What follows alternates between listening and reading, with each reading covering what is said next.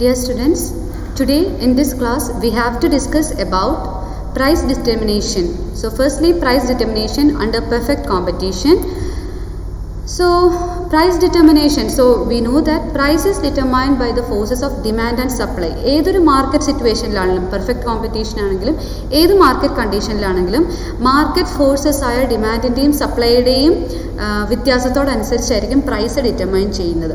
അപ്പോൾ price determination അതിൻ്റേതായ സമയം എടുക്കും, അല്ലെങ്കിൽ ഡിമാൻഡ് സപ്ലൈ വ്യത്യാസം മാറ്റം എന്ന് പറയുന്നത് കുറച്ച് ടൈം അഡ്ജസ്റ്റഡ് ആയിട്ടുള്ള എലമെൻ്റ് ആണ്.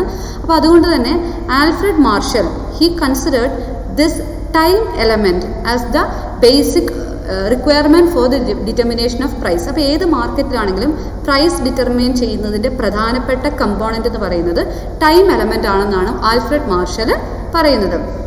ആൻഡ് അക്കോർഡിംഗ്ലി മാർഷൽ ഈ പറഞ്ഞ ടൈം പീരീഡിനെ പലതായിട്ട് ഡിവൈഡ് ചെയ്തു based on the supply. Demand ഫാക്ടറിനെ ഇഗ്നോർ ചെയ്തു, കാരണം demand is considered to be changing easily. Demand എപ്പോഴും മാറിക്കൊണ്ടിരിക്കുമെന്നാണ് ആൽഫ്രഡ് മാർഷൽ പറയുന്നത്.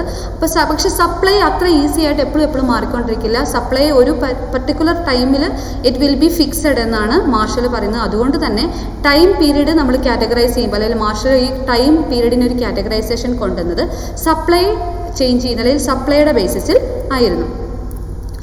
ആൻഡ് സപ്ലൈ ഡിപ്പെൻഡ്സ് അപ്പോൺ ഒരു ഇക്കോണമി, അല്ലെങ്കിൽ ഒരു മാർക്കറ്റിൽ അവിടുത്തെ സപ്ലൈ, ഡിമാൻഡ് ഉണ്ട്, സപ്ലൈ ഉണ്ട്. സപ്ലൈ ഏതൊക്കെ ഫാക്ടേഴ്സിനെ ഡിപ്പെൻഡ് ചെയ്താണ് നിൽക്കുന്നത്?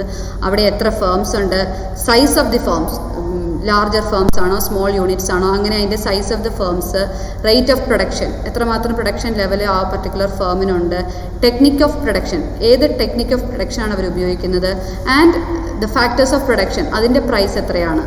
ഇത്രയും ഫാക്ടേഴ്സിനെയൊക്കെ ബേസ് ചെയ്താണ് അതിൻ്റെ സപ്ലൈ അവർ ഒരു ഫേം ഡിറ്റർമൈൻ ചെയ്യുന്നത്. ആൻഡ് സംടൈംസ് ഈ പറഞ്ഞ ഫാക്ടേഴ്സിലൊക്കെ മാറ്റങ്ങൾ വരാം. കൂടുതലും നമുക്ക് കാണാൻ പറ്റുന്നത് ഈ പറഞ്ഞ പ്രധാനപ്പെട്ട ഫാക്ടേഴ്സ് എപ്പോഴും മാറുന്ന ഘടകങ്ങൾ അല്ല. കുറച്ച് കാലങ്ങൾക്കെങ്കിലും ഈ പറഞ്ഞ നമ്പർ ഓഫ് ഫേംസും സൈസ് ഓഫ് ദ ഫേമും പ്രൊഡക്ഷൻ റേറ്റും ഒക്കെ ഒരു may not be possible to change. Change എപ്പോഴും ഉണ്ടാവാനുള്ള പോസിബിലിറ്റി അവിടെ കുറവാണ്. Generally supply takes time to adjust with the change in demand. അപ്പോൾ ഡിമാൻഡ് എപ്പോഴും മാറിക്കൊണ്ടിരിക്കും. പക്ഷേ സപ്ലൈ, ഇപ്പോൾ ഈ ഡിമാൻഡ് കൂടിയെന്ന് പറഞ്ഞാൽ നാളെ നമുക്ക് സപ്ലൈ കൂട്ടാനായിട്ട് പറ്റില്ല. അതിൻ്റേതായ ഒരു സമയമെടുക്കും സപ്ലൈയിൽ ഒരു മാറ്റം വരുന്നത്. അതുകൊണ്ട് തന്നെ മാർഷൽ ഈ പറഞ്ഞ ടൈം പീരീഡിനെ മൂന്നായിട്ട് കൺസിഡർ ചെയ്തു: market period, short period and long period. Since quantity supply are different in different periods, we have to deal with price determination under these three or different periods. അപ്പോൾ market period, short period, long period നിന്ന് categorise ചെയ്തു. ഓരോ പീരീഡിൻ്റെയും supply quantity എന്ന് പറയുന്നത് വ്യത്യാസമുണ്ട്. അതുകൊണ്ട് തന്നെ ഈ ഓരോ പീരീഡിലെയും പ്രൈസ് ഡിറ്റർമിനേഷൻ സെപ്പറേറ്റ്ലി നമുക്ക് മനസ്സിലാക്കണം. And as A first part we have to study the price determination in the market period. First of all, what is a market period? Market period എന്ന് എന്തുകൊണ്ട് ഉദ്ദേശിക്കുന്നത്? It is a very short period. Supply of commodity fixed ആയിരിക്കും. ഒരു very short പീരീഡിനെയാണ് market period എന്ന് പറയുന്നത്. And it is a variation in demand that determine the price in such market period. Market പീരീഡിൽ ഡിമാൻഡിൽ വരുന്ന വ്യത്യാസം മാത്രമാണ് പ്രൈസിനെ ഡിറ്റർമൈൻ ചെയ്യുന്നത്. കാരണം വളരെ കുറച്ച് ടൈം പീരീഡ് മാത്രമേ മാർക്കറ്റ് പീരീഡിന് ഉള്ളൂ. സോ അതൊരു 1 മണിക്കൂറാവാം, ഒരു ദിവസമാകാം, അല്ലെങ്കിൽ ചിലപ്പം ഫ്യൂ ഡേയ്സ് ഓർ ഫ്യൂ വീക്സിലോട്ട് പോകാം. ഏത് ടൈപ്പ് ഓഫ് കമ്മോഡിറ്റി ആണ് എന്നതിനെ ബേസ് ചെയ്താണ് ഈ മാർക്കറ്റ് പീരീഡ്. ചില കമ്മോഡിറ്റീസിനാണെങ്കിൽ ഒരു ദിവസമായിരിക്കും, ചില കമ്മോഡിറ്റീസിന് കുറച്ച് സമയമായിരിക്കും അവിടുത്തെ മാർക്കറ്റ് പീരീഡ് എന്ന് പറയുന്നത്. അപ്പോൾ type of commodity, perishable commodity അല്ലെങ്കിൽ ഡ്യൂറബിൾ കമ്മോഡിറ്റി ആണോ, ഇങ്ങനെ നോക്കിയിട്ടാണ് അതിൻ്റെ ടൈം പീരീഡ് അല്ലെങ്കിൽ ടൈം ഡ്യൂറേഷൻ നമ്മൾ മനസ്സിലാക്കുന്നത്. For example, if the demand for a vegetable increases, its supply cannot be increased at that particular day. ഇപ്പോൾ ഒരു ദിവസം പെട്ടെന്ന് നമ്മൾ കച്ചവട മാർക്കറ്റിൽ പച്ചക്കറിയൊക്കെ വിറ്റുകൊണ്ടിരിക്കുകയാണ്, പെട്ടെന്ന് പച്ചക്കറിക്കുള്ള ഡിമാൻഡ് കൂടി വരുന്നു, കൂടുതൽ ആൾക്കാർ പച്ചക്കറി ഡിമാൻഡ് ചെയ്യുന്നതായിട്ട് ഫീൽ ചെയ്യുന്നു. പക്ഷേ എന്നും പറഞ്ഞ് നമുക്ക് ആ ദിവസം തന്നെ ഡിമാൻഡിനനുസരിച്ച് സപ്ലൈ ഇൻക്രീസ് ചെയ്യാനായിട്ട് പറ്റില്ല. സപ്ലൈ ഇപ്പോൾ 10 കിലോ അല്ലെങ്കിൽ ഒരു 10 കിലോ ഏതെങ്കിലും ഒരു പർട്ടിക്കുലർ വെജിറ്റബിൾ അവിടെ ഉണ്ട്, ആ ഒരു കടയിൽ നമുക്ക് അവൈലബിൾ ആണ്. ഡിമാൻഡ് കൂടിയെന്നും പറഞ്ഞ് അതിനെ ഇരട്ടിപ്പിക്കാനായിട്ട് നമുക്ക് പറ്റില്ല. എത്ര ഡിമാൻഡ് കൂടിയാലും ഈ പർട്ടിക്കുലർ 10 കിലോ എന്ന് പറയുന്ന സപ്ലൈ ലിമിറ്റേ നമുക്കവിടെ ഉള്ളൂ. So the supply of vegetable is fixed, price is determined by demand on that day. അപ്പോൾ ഡിമാൻഡിനോടനുസരിച്ച് പ്രൈസ് അവിടെ വ്യത്യാസപ്പെടുത്താനായിട്ട് പറ്റും.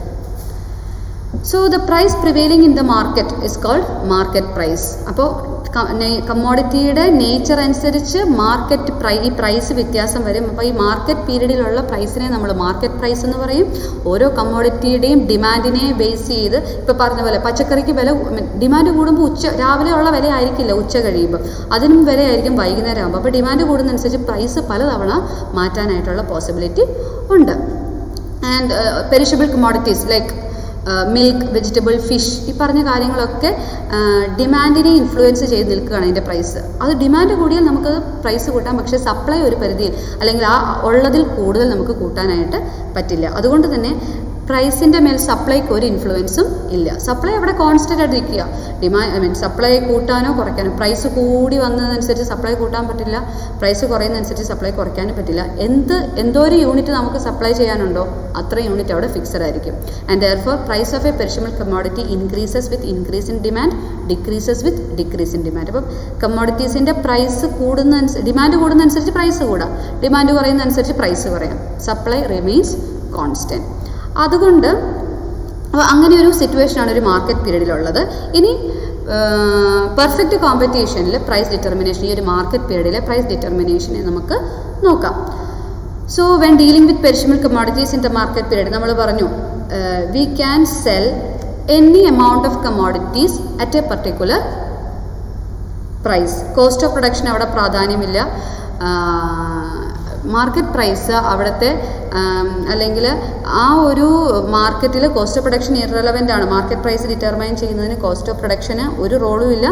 എൻ്റെ supply can be offered at whatever price it can get. എത്ര വില കിട്ടുമോ ആ വിലയ്ക്ക് നമുക്ക് സപ്ലൈ കൊടുക്കാനായിട്ട് പറ്റും. അതുകൊണ്ട് നമ്മളിപ്പോൾ പറഞ്ഞു സപ്ലൈ ഫിക്സഡ് ആണ് എന്ന് പറഞ്ഞാൽ supply curve of that particular firm fixed ആയിരിക്കും മാർക്കറ്റ് പീരീഡിൽ. അപ്പം ഇൻഡിവിജ്വൽ ഫേംസിൻ്റെ എല്ലാം കൂടെ സമ്മേഷൻ എടുക്കുമ്പോൾ നമുക്കൊരു മാർക്കറ്റ് ഫേമിൻ്റെ സപ്ലൈ കർവ് കിട്ടും. And it looks like this. QS എന്ന് പറയുന്നതാണ് അവിടുത്തെ സപ്ലൈ കർവ്. അപ്പോൾ പ്രൈസ് P1 D എന്ന് പറയുന്ന ഡിമാൻഡ് കർവിന് ആനുപാതികമായിട്ട് P1 പ്രൈസ് എക്സിസ്റ്റ് ചെയ്യുന്നുണ്ട്. പെട്ടെന്ന് ഡിമാൻഡ് കൂടിയപ്പോഴും QS തന്നെയാണ്, സപ്ലൈയിൽ വ്യത്യാസം ഒന്നും വന്നില്ല.